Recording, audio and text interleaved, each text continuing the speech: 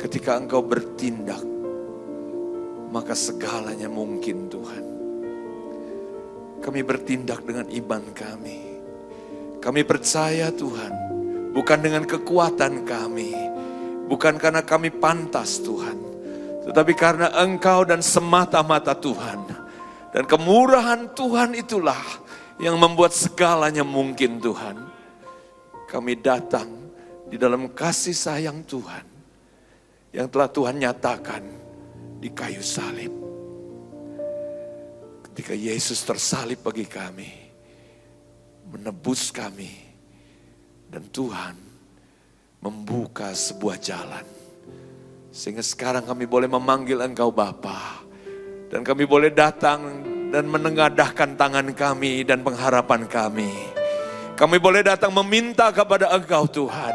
Kami boleh berharap kepada Engkau Tuhan. Dan kami percaya pengharapan kami tidak sia-sia. Terjadilah atas kehendak-Mu Tuhan. Permuliakanlah nama-Mu sendiri. Urapi kami semua dengan roh-Mu Tuhan. Urapi hamba-Mu yang terbatas ini. Jadikan dia alat-Mu Tuhan malam ini. Supaya Engkau bebas bekerja dan berfirman. Di dalam nama Tuhan Yesus Kristus kami berdoa. Yang percaya katakan amin. Haleluya. Beri kemuliaan buat Tuhan sekali lagi. Berapa banyak yang percaya bahwa ketika Tuhan melangkah turun, maka tidak ada segala sesuatu yang mustahil. Bapak Ibu Saudara sekalian, saya senang sekali malam ini ada di tengah-tengah umat Tuhan yang berdoa. Doa adalah satu tindakan iman. Dan saya percaya bahwa segala sesuatu tidak ada yang mustahil bagi Tuhan. Mari kita bersama-sama buka di dalam kitab Yakobus pasal yang kelima. Malam ini saya ingin share tentang doa yang lahir dari iman. Mari kita lihat di dalam kitab Yakobus pasal kelima, ayat yang ke-17. Slide-nya silakan. Yakobus pasal yang kelima, ayat yang ke-17. Saya ingin saudara semua ikut membacanya dengan suara sekeras mungkin. 2, 3. Elia adalah manusia biasa, sama seperti kita. Dan ia telah bersungguh-sungguh berdoa supaya hujan jangan turun. Dan hujan pun tidak turun di bumi selama 3 tahun dan 6 bulan. Bapak Ibu Saudara sekalian, kitab Yakobus ditujukan kepada mereka yang bersuku atau berbangsa Yahudi. Tetapi Yakobus menulis sesuatu yang sebenarnya kontradiksi dengan budaya mereka. Yakobus berkata, Elia adalah manusia biasa. Kenapa? Karena Yakobus ingin menegaskan kepada kita sesuatu. Ketika Elia menengadahkan tangan dan berkata, "Hei langit, terkuncilah." Maka kemudian langit terkunci dan selama 3,5 tahun tidak turun hujan. Bapak, Ibu, Saudara sekalian, untuk satu daerah yang biasa turun hujan secara rutin, tiba-tiba kemudian selama 3,5 tahun tidak turun hujan, itu bukan suatu peristiwa alam. Peristiwa alam mungkin bisa menunda hujan beberapa bulan terlambat atau beberapa bulan lebih awal. Tetapi kalau sampai tidak turun hujan selama 3,5 tahun, itu bukan suatu peristiwa alam. Dan ketika Elia kemudian diminta Tuhan untuk berdoa sekali lagi dan berkata, "Hei langit terbukalah," kemudian hujan mulai turun. Dan Bapak Ibu Saudara sekalian yang menarik perhatian kita semua berkata, pasti Elia seorang nabi yang hebat. Dia pasti seorang yang kudus, dia pasti seorang yang dekat dengan Tuhan, dia pasti seorang yang istimewa, Sehingga apa? Sehingga doanya bukan cuma melakukan perkara kecil yang biasa, tapi doanya bisa mempengaruhi alam begitu rupa. Bapak Ibu, tetapi anggapan itu diruntuhkan oleh tulisan Yakobus. Yakobus jelas berkata, Elia manusia biasa. Sebutkan sekali lagi, Elia manusia biasa. Dia manusia biasa. Dia berdoa, kalau kita lihat doanya juga kata-katanya nggak ada kata-kata yang sangat terlalu luar biasa. Kata-kata doanya juga biasa. Tetapi yang luar biasa adalah hasil doanya. Malam ini Bapak Ibu kita berkumpul.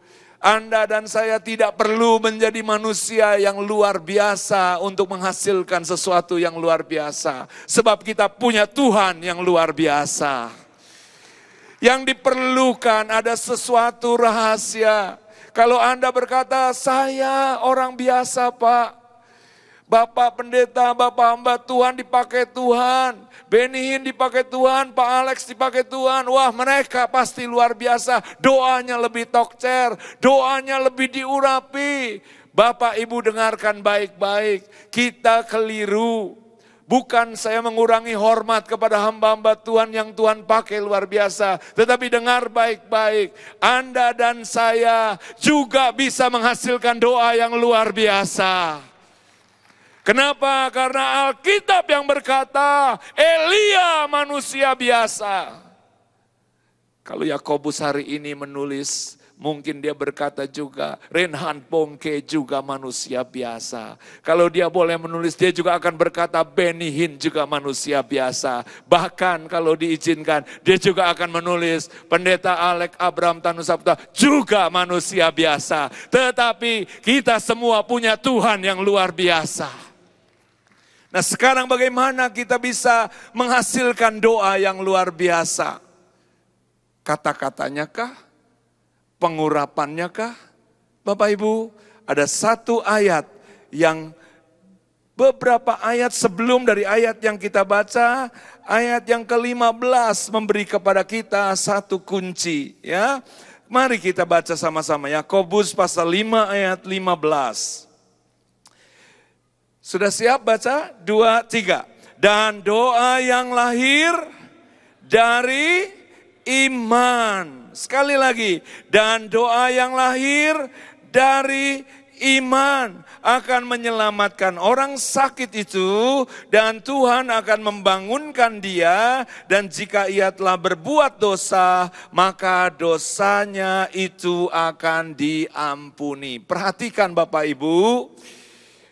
Seringkali kita doa itu bukan doa yang lahir dari iman. Tetapi kita doa karena khawatir. Ada loh, boleh nggak? Boleh, daripada nggak berdoa lebih baik berdoa. Kalau Anda dan saya khawatir gimana? Ya berdoa. Tapi doanya mesti doa yang mengusir kekhawatiran dulu Bapak Ibu. Saya kasih contoh doa yang lahir dari kekhawatiran.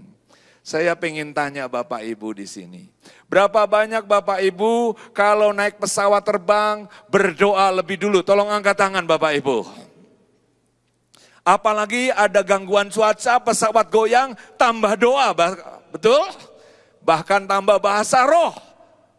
Salah? Enggak Bapak Ibu, enggak salah. Daripada melakukan yang lain lebih baik berdoa. Tapi saya mau nanya, ngomong-ngomong di Jakarta sih ada beca. Di Surabaya saya nggak tahu ada beca apa enggak. Ada. Naik beca berdoa enggak? Kenapa naik beca enggak berdoa? Oh enggak perlu Pak. Kalau becanya terguling saya tinggal lompat Pak. Kalau pesawat terguling saya nggak bisa lompat. Bapak Ibu, saya senang kalau naik pesawat doa dulu. Tapi jangan doa karena khawatir. Banyak orang berdoa karena khawatir. Bapak Ibu, hari ini saya tidak punya waktu membahas tentang doa yang berdasarkan khawatir, tetapi hari ini saya ingin membahas dulu apa itu iman.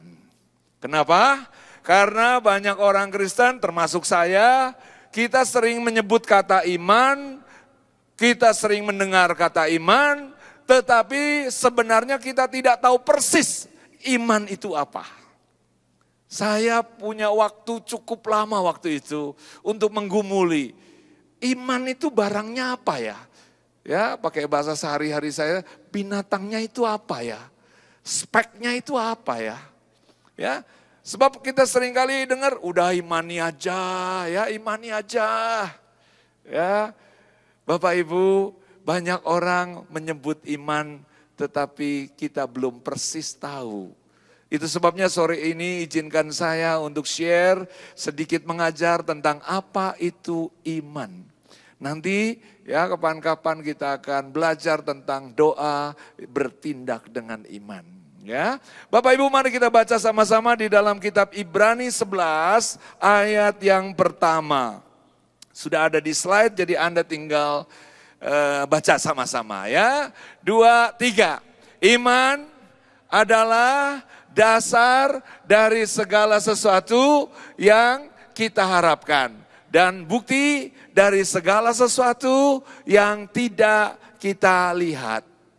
Ada 2 kata yang kita coba fokus malam ini, yaitu kata dasar dan kata bukti yang saya kasih warna merah itu. Bapak Ibu, apa itu artinya dasar dari segala sesuatu yang kita harapkan? Nah, saya butuh Pak Andi maju ke depan sini. Pak Andi, saya butuh pertolongannya. Ya, Pak Andi maju ke depan sini. Saya mau Pak Andi berdiri di situ. Pak Andi minta minum sama saya. Pak, minta minum. Pak, saya minta minum. Saya udah kasih belum? Belum. Minta lagi. Pak, saya minta minum. Saya udah kasih belum? Belum. Kurang ngotot, Pak. Kurang ngotot ya. Kurang sungguh-sungguh juga ya. Masih sungkono ya. Serius, Pak, saya minta minum.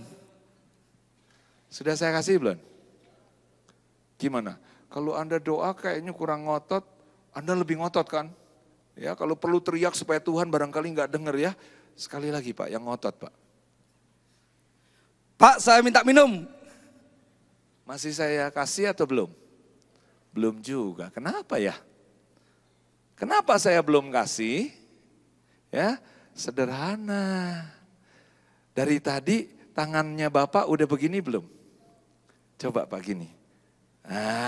Dari tadi saya nunggu Pak. Coba tangan Anda semua begini. Ya, apa arti kata dasar yang dimaksud? Kata dasar adalah wadah untuk kita menerima sesuatu. Tolong slide-nya. Ya. Sebutkan kata-kata ini, ucapkan. Pak, tinggal di sini, Pak. Iman adalah dasar.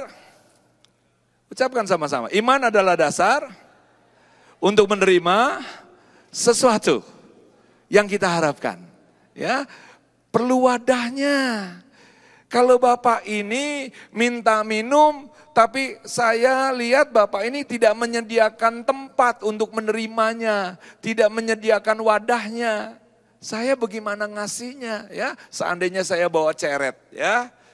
Bapak ini minta minum tapi nggak menyediakan gelas. Bisa nggak saya kasih? Nggak bisa Bapak Ibu. Ya. Ketika kita minta sesuatu, ketika kita mengharapkan sesuatu dari Tuhan, seringkali kita curiga Tuhan itu terlambat. Tuhan itu lemot. Tuhan itu perlu direngek. Tuhan itu perlu kita, Tuhan, dengar gak sih? Aduh Tuhan kok lama? Bapak Ibu, sebenarnya Pak Andi yang nunggu saya atau saya yang nunggu Pak Andi? Sebenarnya saya yang menunggu. Kenapa? Karena Pak Andi belum menyediakan wadahnya. Tangannya sekali lagi gini, iman adalah wadah. Semuanya, iman adalah wadah untuk menerima yang kita harapkan dari Tuhan. Nah, Bapak Ibu, seringkali ya kita nunggu Tuhan.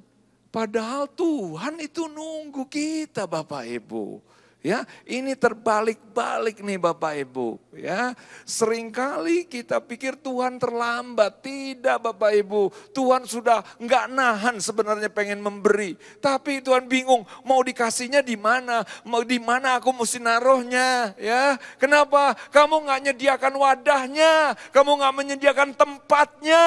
Ya, dan tempat dan wadah itu namanya sebutkan iman. Bapak Ibu. Kalau Pak Andi minta air minum, wadah yang cocok apa? Gelas, ya, cangkir, ember juga boleh kalau perlu. Ya, tapi seandainya ya tempat yang dia sediakan cuma wadah yang dia sediakan cuma kertas koran, bisa terima nggak air minumnya? Nggak bisa Bapak Ibu. Ya, slide berikut. Ada dua masalah Bapak Ibu ya. Lanjut. Slide berikut. Ada dua masalah ya. Dasar atau wadah itu apakah kita sudah menyediakan wadah atau kita ini ya menyediakan wadah yang salah. Ya, Bapak Ibu, kita mintanya kesembuhan, wadahnya bukan kesembuhan. Ya, kalau kita mau minta mujizat keuangan, wadahnya bukan mujizat keuangan. Ya, kita minta kekudusan, wadahnya bukan wadah kekudusan. Ya, salah kita menyediakan wadah Bapak Ibu. Ya, Tuhan menunggu supaya kita menyediakan wadahnya. Angkat tangan Bapak Ibu sekali lagi, sebutkan bersama saya. Iman adalah wadah untuk menerima yang saya harapkan. Ya, Bapak Ibu, berapa banyak di tempat ini yang ingin menerima mujizat kesembuhan? Coba tolong angkat tangan. Ya, Anda mesti menyediakan wadah kesembuhan. Berapa banyak yang ingin menerima mujizat keuangan? Coba tolong angkat tangan. Anda membutuhkan wadahnya mujizat keuangan. Ya, Anda yang membutuhkan apa? Hubungan yang harmonis di keluarga. Ya, Anda boleh minta dari Tuhan dan boleh mengharap. Tapi pertanyaannya, sudahkah Anda menyediakan wadah? Sudahkah wadah yang Anda siapkan cocok? Ya, terima kasih Pak Andi, Tuhan berkati. Lain kali jangan cuma minta minum Pak, langsung tangannya disodorin. Kasih tepuk tangan dulu buat Pak Andi ya. Nah Bapak Ibu, kata dasar yang berikut ya juga punya arti bahan baku. Saya mohon tolong slide-nya. Bapak Ibu, kata dasar yang dipakai di Alkitab di Ibrani 11, tadi artinya wadah, yang kedua artinya ingredients, artinya bahan baku ya. Siapa yang di sini bisa bikin kue? Coba tolong angkat tangan ya, kue bolu lah ya. Bahan kue bolu apa ya? Di slide-nya ada nih ya. Bahan baku ya, apa? Bikin kue, bahan bakunya apa? Keluar semua tuh ya, tepung terigu, telur sama apa? Ya dan lain-lain. Satu hari seorang ibu telepon, ya, Pak, si bapak, iya ma, Pak jangan lupa ya, nanti beliin bahan baku ya. Iya mama, aduh lampu udah hijau nih, udah hijau ya.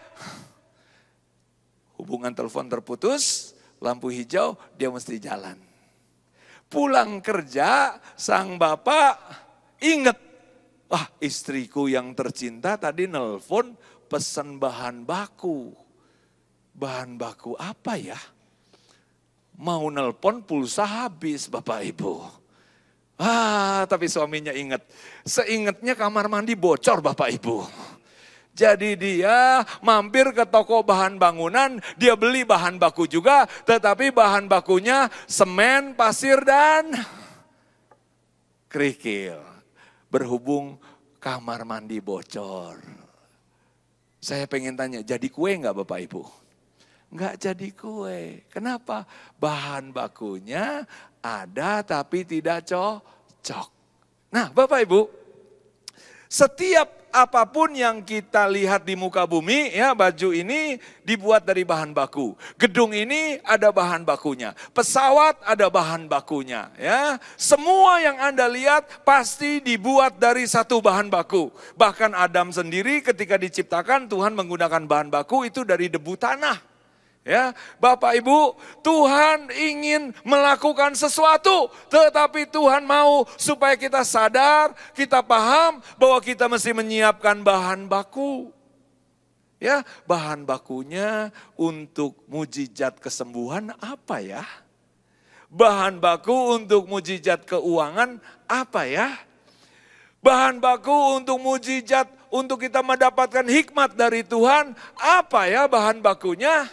Nah Bapak Ibu, disinilah umat Tuhan yang seringkali cuma teriak, Tuhan aku minta hikmat, karuniakanlah hikmat. Tuhan aku butuh Tuhan, sukacita. Tuhan berikanlah sukacita. Tuhan aku butuh mujizat, aku mandul, aku butuh mujizat supaya dapat anak. Tuhan aku butuh. Cuma teriak doang. Lama-lama umat Kristen ini jadi buruh yang suka demo Bapak Ibu. Yang di demo itu pihak Tuhan Bapak Ibu. Ya, agak repot juga Tuhan ngurusin umat yang suka demo. Kenapa? Taunya teriak Bapak Ibu. Kerjanya kurang, teriaknya makin kencang Bapak Ibu. Ya, tapi malam ini saya percaya setelah Anda ngerti bagaimana caranya ngumpulin bahan baku, Anda semua bukan jadi umat yang suka demo, tetapi Anda semua adalah pembuat-pembuat mujizat yang luar biasa Bapak Ibu. Ya, nah Bapak Ibu, bagaimana kita mengumpulkan bahan baku Bapak Ibu? Ya, bagaimana kita menyediakan bahan bakunya? Ya, Daud membuka sebuah rahasia. Silakan slide-nya, ya. Kitab Mazmur pasal yang pertama, ya. Mazmur pasal pertama, ayat yang kedua, ya. Daud berkata begini dari ayat yang pertama, berbahagialah katanya, ya, mereka yang tidak duduk, tidak bergaul dengan orang-orang fasik dan pencemooh, tetapi berbahagialah mereka yang merenungkan Taurat Tuhan pagi, siang, dan malam. Ya, sebab dia akan seperti pohon yang tumbuh di tepi aliran air. Ya, dia yang akan tetap segar dan dia akan berbuah pada musimnya Bapak Ibu. Daud memberi sebuah rahasia. Ya, apa itu rahasianya? Yaitu merenungkan Taurat Tuhan. Nah, saya mau menjelaskan dulu kenapa Daud memberitahu kita sebuah rahasia, tapi seringkali kita nggak paham dan nggak lakukan. Ya, untuk bisa mengerti ini, saya mesti menjelaskan sebuah mujizat dulu. Ya, slide-nya sedikit-sedikit aja yang ada tulisan mujizat. Bapak Ibu, saya mau nanya, pernah nggak lihat seekor ayam jadi manusia? Siapa yang di sini pernah lihat seekor ayam jadi manusia? Gak ada, oke. Seekor ikan jadi manusia, pernah lihat gak? Gak ada. Kambing jadi manusia? Gak ada, oke. Sekarang saya nanya pertanyaan yang lain. Siapa yang suka makan ayam? Tolong angkat tangan. Nah, tengok tangan yang terangkat. Itulah ayam jadi manusia Bapak Ibu. Kenapa? Karena ketika kita makan ayam, ya, ayam yang kita makan, setelah 1-2 hari saya pengen tanya, ayamnya kemana Bapak Ibu? Kemana? Oh Bapak Ibu berkata, dibuang di jamban. Salah Bapak Ibu, yang dibuang itu ampasnya. Ya, tetapi ayam yang kita makan, dia dicerna di pencernaan kita begitu rupa, ya, diserap oleh usus kita, terus kemudian diserap masuk ke peredaran darah, terus menjadi satu dengan kita Bapak Ibu, ya.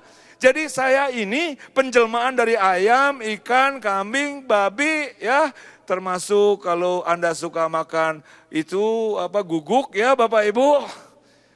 Bagian dari tubuh Anda mengandung guguk Bapak Ibu.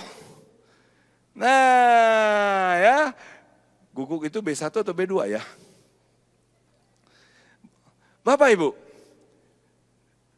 Ketika ayam itu saya makan, ada mujizat pencernaan. Saya sebut mujizat. Kenapa? Karena si ayam dirubah menjadi manusia. Ya. Apa yang saya makan menjadi diri saya. Itu sebabnya hati-hati dengan yang kita makan Bapak Ibu. Ya, kalau Anda makan sesuatu yang tidak baik kesehatan, itu menjadi satu dengan Anda. Ya, Bapak Ibu hati-hati. Ucapkan bersama-sama saya, apa yang saya makan menjadi diri saya. Nah Bapak Ibu, itulah mujizat pencernaan. Ya, banyak di antara Anda nggak sadar.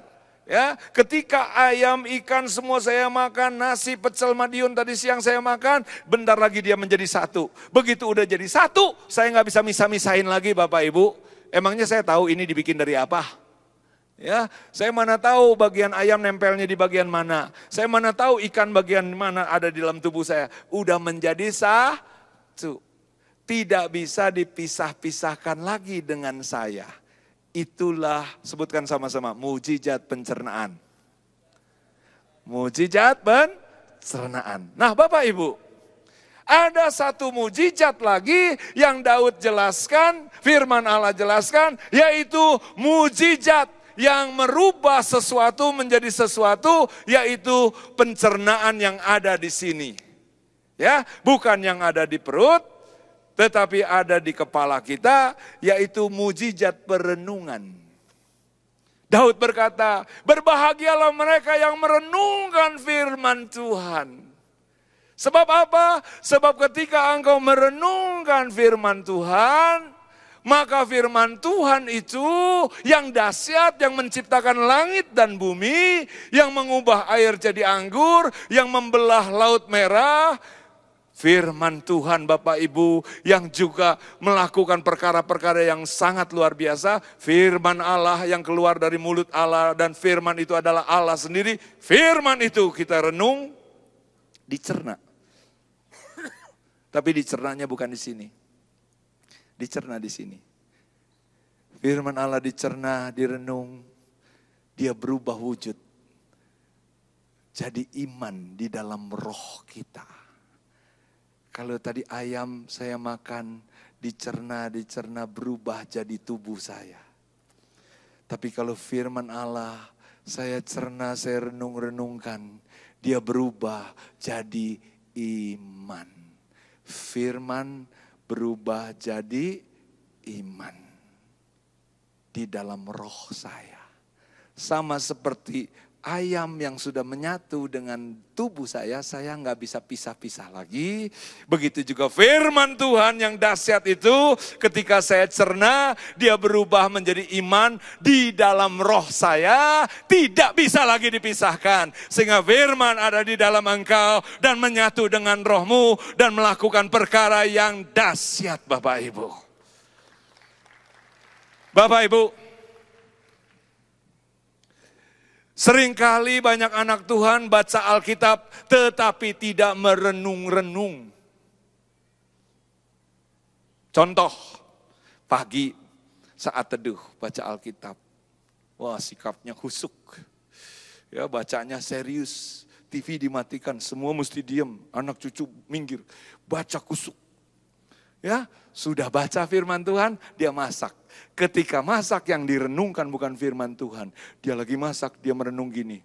Aduh tuh mertua, kapan matinya ya? Firman dia baca, tapi renungannya bukan firman Tuhan. Mertuanya juga merenung sambil nyuci. Aduh punya mantu cuman satu juga nyusahin ya. Aduh nyesel banget gue punya mantu. Bapak Ibu, baca sih baca Alkitab. Tapi sepanjang hari gak dipakai untuk merenung. Hari ini saya ingin kasih tahu rahasia. Kalau Anda rajin merenungkan firman Tuhan, hidup Anda lihat nanti 3 bulan dari sekarang, Anda akan berubah. Karena firman Allah adalah dahsyat. Bapak Ibu, firman Allah dahsyat. Ya, satu kali ketika saya umur 21 kalau nggak salah, Saya ini kena TBC tulang Bapak Ibu, di tulang belikat saya. Saya masih kuliah, ngerintis gereja juga, sambil harus cari nafkah untuk biayain saya kuliah, sambil biayain saya pelayanan. TBC itu nggak enak penyakitnya Bapak Ibu ya. Pengobatan zaman waktu itu tahun 80-an mesti konsumsi obat sehari 3 kali sepanjang setahun. Kalau saya lupa makan 1 kali, maka obat yang saya sudah konsumsi sebelumnya dinyatakan batal. Jadi kalau saya lupa makan pada bulan keempat, maka saya mesti nambah 4 bulan ke depan. Kalau saya lupa makannya sekali aja bulan ke-8, saya mesti nambah 8 bulan lagi. Ya, karena kalau enggak katanya kumannya jadi imum. Nah, saya lebih banyak lupanya dari ingetnya Bapak Ibu. Jadi saya terus mesti nambah waktu makan obatnya. Selain kesel, ya, kapan sembuhnya, kedua mesti bayar dokternya, bayar obatnya. Wah, berat buat saya Bapak Ibu waktu itu. Jadi saya mulai nanya sama Tuhan, Tuhan boleh nggak minta mujizat kesembuhan? Oh, boleh kata Tuhan. Saya tanya, Tuhan bagaimana caranya? Datang ke hamba Tuhan yang mana yang dipakai kesembuhan? Tuhan bilang yang menyembuhkan aku. Ada yang bilang amin. Caranya gimana Tuhan? Makan dan renungkan firman Tuhan kata Tuhan. Oke, saya ngerti. Saya mulai kumpulin bahan baku. Roma 10 ayat 17 berkata, iman timbul dari pendengaran. Dan pendengaran akan firman Kristus. Ya, bukan cuma dengerin khotbah Bapak Ibu, tetapi yang disebut iman timbul dari pendengaran adalah ketika firman itu engkau renungkan pagi, siang, dan malam. Saya mulai buka Alkitab. Ya, nggak perlu Bapak Ibu buat Anda berpikir saya nggak punya waktu lu baca Alkitab berjam-jam. Ya nggak usah toh. Ya, saya cuma bilang ya kalau Anda belum punya waktu, saya pengen minta 15 menit aja baca Alkitab. Siapa yang di sini punya waktu baca 15 menit? Coba tolong angkat tangan. Baca firman Tuhan 15 menit. Coba tolong angkat tangan. Ya, kalau Anda bisa setengah jam syukur, belum bisa 15 menit cukup. Ya, tetapi Anda mesti merenung seharian. Ya, nah Bapak Ibu, saya baca Alkitab. Wih, orang lumpuh jalan loh. Wih, hebat ya. Kalau kita lagi baca Alkitab mesti seperti lagi makan Bapak Ibu ya. Mesti antusias ya. Baca Alkitab sama seperti Anda lagi makan. Enaknya, maknyus kata orang Jawa Timur ya. Nah Bapak Ibu, saya juga baca Alkitab gini. Hebat ya. Wih, orang lumpuh, sembuh ya, bisa jalan. Wah luar biasa, tutup Alkitabnya, terima kasih Tuhan, amin. Saya naik motor ke kampus ya, di helm itu sambil mengendarai motor, saya sedikit geleng-geleng kepala, merenungkan. Hebat ya Tuhan Yesus itu, lumpuh sembuh, keren luar biasa. Merenung yang saya baca Bapak Ibu. Ya, saya merenung. Lumpuhnya, ada yang lumpuh begini, ada yang lumpuh begini, saya merenung, berimajinasi. Ya, ada yang dua-duanya lumpuh, saya berimajinasi, saya merenung. Ya, Bapak Ibu, saya mengucap juga di mulut. Wih, luar biasa ya Tuhan Yesus ya, lumpuh sembuh. Sampai di kampus, kuliah ya konsentrasi lagi kuliah Bapak Ibu. Dosennya turun, mulai merenung lagi. Wih, lumpuh sembuh, wah keren, luar biasa. Dosen berikut maju, konsentrasi lagi kuliah Bapak Ibu. Dosennya turun, merenung lagi. Wih, lumpuh sembuh. Ya pulang ke rumah Bapak Ibu di motor, merenung lagi. Ya sampai di rumah, nongkrong di toilet, boleh nggak merenung firman Tuhan? Boleh. Ya. Puji Tuhan Bapak Ibu, agama yang lain gak boleh Bapak Ibu merenung firman Tuhan. Kalau kita mah boleh, di mana saja, kapan saja, all you can eat. Amin Bapak Ibu, makan sekenyangnya. Bilang sama sebelahnya, makan sekenyangnya, all you can eat. Ya, merenung sampai sekenyangnya ya Bapak Ibu. Saya nongkrong di toilet, daripada cuman ngebayangin cecek sama ngeliatin nyamuk ditangkap cecak kan mendingan, orang lumpuh sembuh luar biasa ya, sambil ngeden-ngeden dikit Bapak Ibu. Ya, lagi mandi, boleh nggak merenung? Boleh. Sebelum tidur, merenung lagi Bapak Ibu ya. Bacanya sih 15 menit, tapi merenungnya Seharian Bapak Ibu. Besok buka lagi Alkitab. Buta diludahin, sembuh. Oh keren. Sampai hari ini belum ada dokter mata yang kayak gini ya. Bacanya 10 menit selesai Bapak Ibu. Ya, nggak apa-apa, nggak perlu baca lama-lama ya. Nggak semua orang ahli teologi ya di sini, Bapak Ibu. Tetapi saya lakukan seharian merenung. Besok lusa saya baca lagi, yang kusta sembuh. Nah ini kalau lagi mau kesembuhan, Anda kumpulin bahan baku yang kesembuhan Bapak Ibu ya. Kumpulkan bahan baku yang cocok. Kalau bikin kue, bahan bakunya cocok. Bikin beton, bahan bakunya cocok. Lah kalau Anda butuhnya kesembuhan, baca Alkitab. Baca firman Allah tentang perkara-perkara yang berkaitan dengan hal itu Bapak Ibu ya. Saya renungkan, yang kusta. Zaman dulu kusta itu sama dengan HIV Bapak Ibu. Artinya kiamat udah buat orang itu. Selesai. Ya, tapi Tuhan Yesus sanggup menyembuhkan Bapak Ibu. Saya merenung sepanjang hari ya. Bapak Ibu saya merenung. Lagi macet saya merenung ya. Jadi kalau Anda lagi macet jangan, aduh macet nih karena buruh ya. Buat apa direnungin buruh? Mendingan merenungkan firman Tuhan Bapak Ibu. Amin. Saya pengen nanya, kalau Anda sakit, kan konsumsi obat. Emangnya Anda tahu tuh obat kerjanya gimana? Enggak tahu kan? Ya kan? Anda konsumsi kan tuh obat perang dalam tubuh Anda ya, bekerja ya, Anda kan enggak tahu sembuh ya, karena obat itu kan. Dengarkan baik-baik. Hebat mana obat dengan firman Tuhan? Firman Tuhan kalau Anda konsumsi jauh lebih dahsyat dari segala obat di dunia ini. Amin. Tapi jangan dikonsumsi, Alkitab Anda rebus, ya airnya Anda minum, gak ada gunanya Bapak Ibu. Caranya mengkonsumsi firman Tuhan dengan cara apa? Merenungkan firman Tuhan. Mendekati nikah, saya nikah umur 24. Mama saya bilang, lu kayaknya sakit ya waktu itu. Udah sembuh belum sih? Saya baru inget loh, kalau saya ada TBC tulang. Wah, kok bisa lupa begini ya? Saya lupa loh Bapak Ibu. Ya, lalu saya periksa ke dokter. Wih, dokternya marah. Anda pindah dokter ya? Enggak dok. Anda konsumsi obat enggak? Tidak dok. Wah, kamu cari mati ya? Ya buktinya belum mati dok. Dokternya khawatir, saya di ronsen, saya dicek, ini itu, minggu depan suruh balik. Pas minggu depan balik, dokternya nanya sekali lagi. Anda pindah dokter? Enggak. Makan obat? Enggak. Kenapa dok? Penyakit sudah tidak ditemukan lagi. Saya enggak tahu kapan penyakit itu disembuhkan. Enggak penting. Anda juga kalau lagi makan obat sebenarnya Anda enggak tahu kan bakterinya, virusnya, kumannya matinya kapan. Betul enggak Bapak Ibu? Benar enggak? Firman Allah lebih dahsyat dari segala obat. Kadang-kadang kita nggak tahu kapan firman itu menyembuhkan. Nggak penting, bilang sama sebelahnya, nggak Yang penting apa? Merenungkan setahun merenungkan sepanjang hari ya. Bilang sama sebelahnya sekali lagi, all you can eat.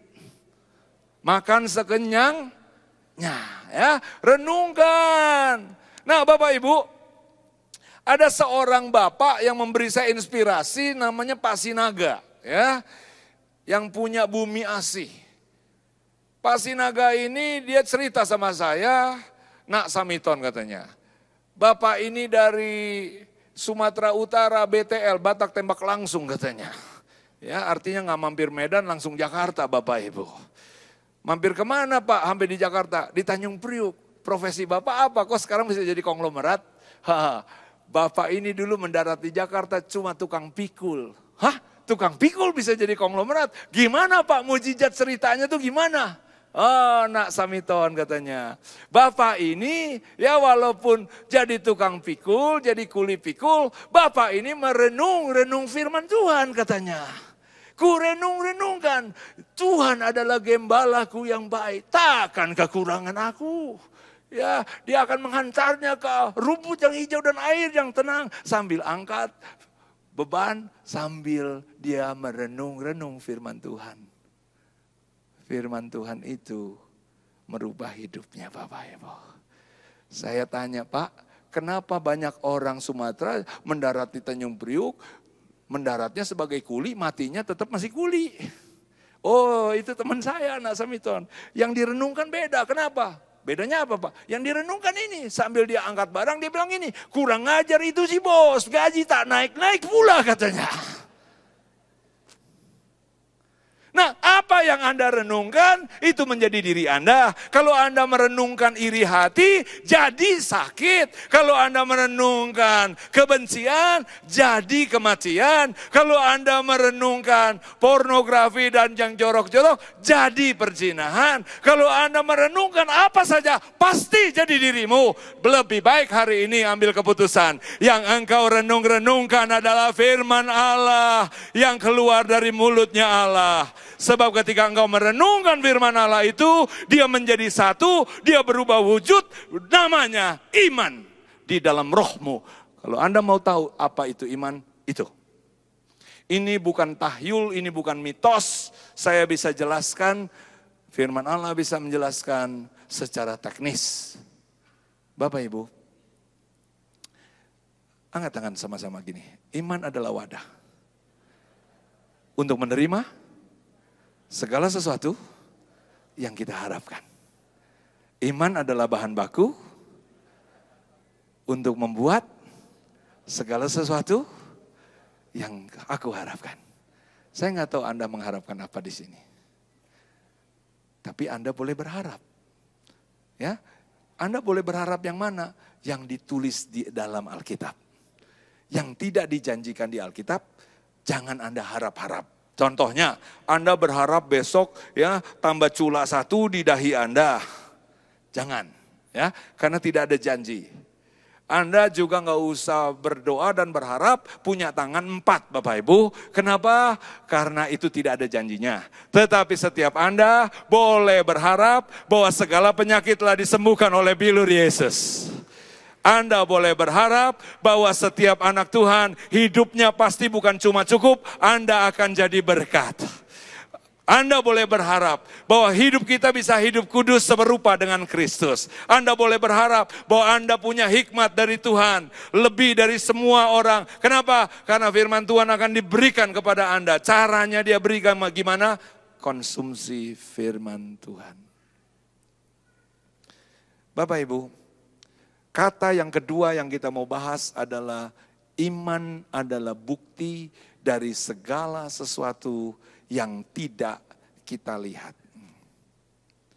Iman adalah bukti dari segala sesuatu yang tidak kita lihat. Untuk menjelaskannya, saya ajak Anda ke showroom mobil. Ya, coba slide-nya tolong. Kita ke showroom mobil. Bapak Ibu, Anda pilih-pilih, Anda mau beli mobil, Anda bawa uang, Anda punya uang, Anda bayar cash, tunai. Anda pulang, saya mau nanya, bawa apa? Bawa apa Anda pulang? Halo? Ini belum pernah beli mobil ya? Anda bawa apa? Bawa mobil, ketahuan belum pernah beli mobil. Beli Aqua, bawa pulang Aqua Bapak Ibu. Beli sabun, bawa pulang sabun. Beli mobil, bawa pulang kwitansi. Nggak ada orang beli mobil, bawa pulang mobil. Kenapa? Mobilnya masih mesti diurus Bapak Ibu surat-suratnya, betul kan? Ya, nanti dikirim, bawa pulang kwitansi. Ya, saya pengen tanya, boleh nggak saya bilang sama anak-anak? Nah, kumpul nak, papa udah punya mobil, papa udah punya mobil. Boleh nggak? Boleh atau tidak? Mana mobilnya? Mobilnya udah kelihatan belum? Boleh nggak saya bilang saya sudah punya mobil? Kenapa? Ucapin dong keras-keras. Kwitansi itu artinya apa sih? Tanda bukti pembayaran. Ini kertas murah, tapi jadi mahal karena ada tulisannya gini, telah dibayar tunai 600 juta. Sebuah mobil anu, mahal loh ini. Boleh nggak dibikin pesawat terbang terus dibuang?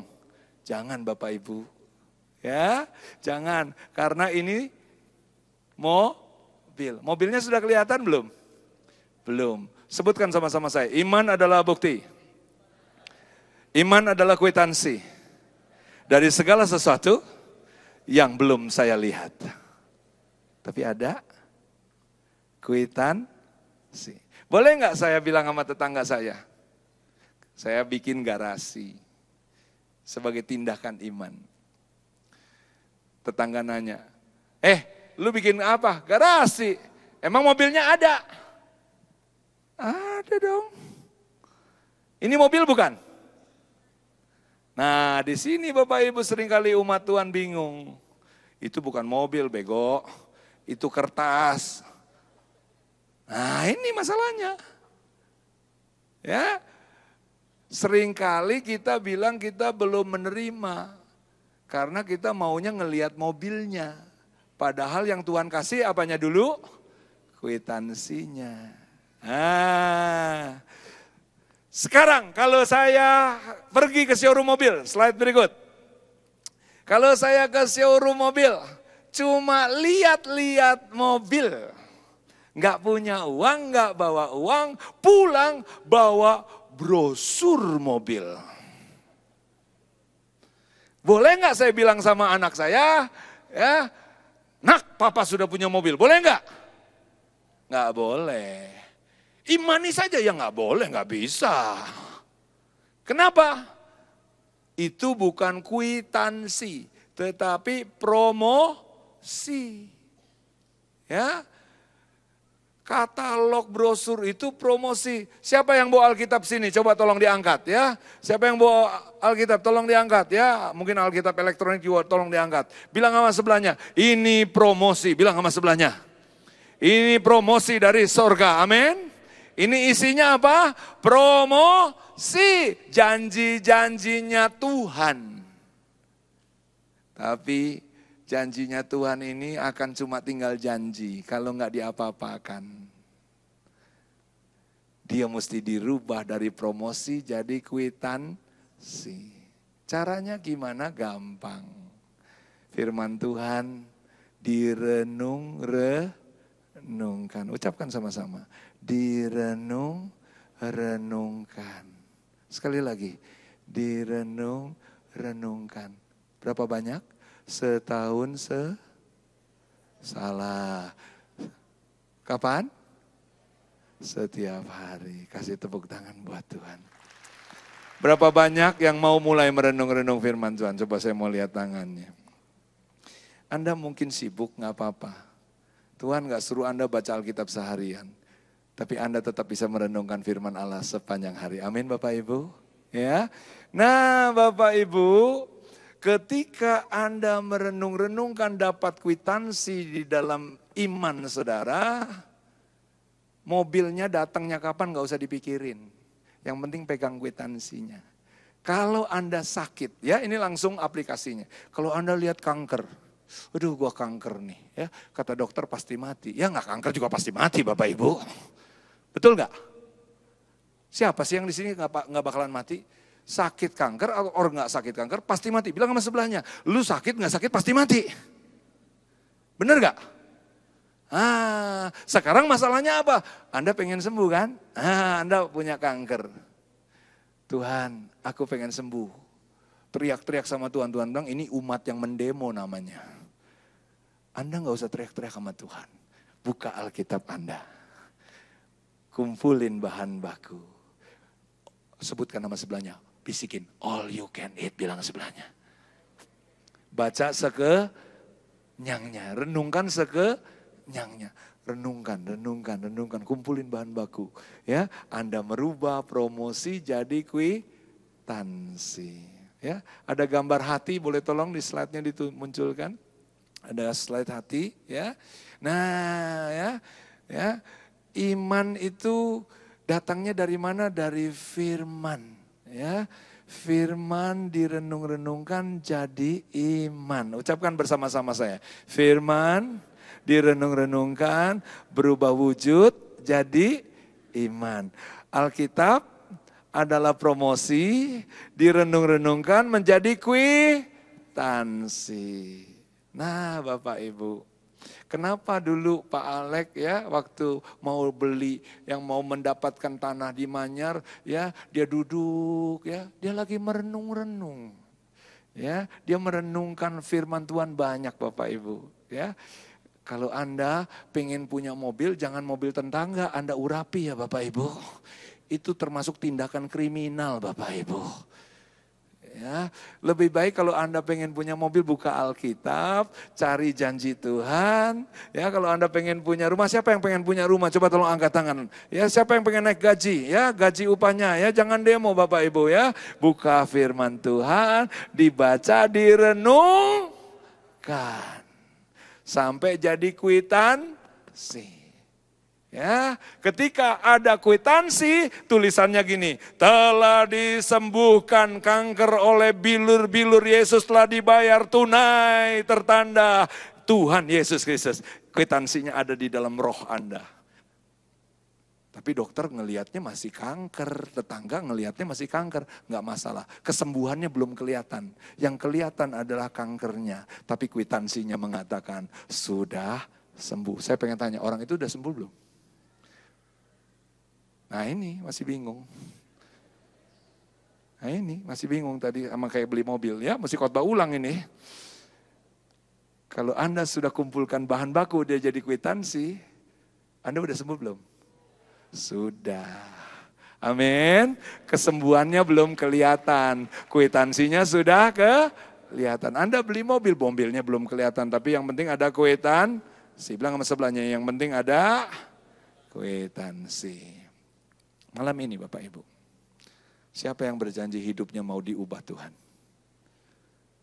Jangan cuma nunggu dan duduk dan demo Tuhan. Mulai baca dan renungkan firman Allah. Setiap hari hidupmu akan berubah. Mari kita berdoa. Tuhan, hamba sudah selesai.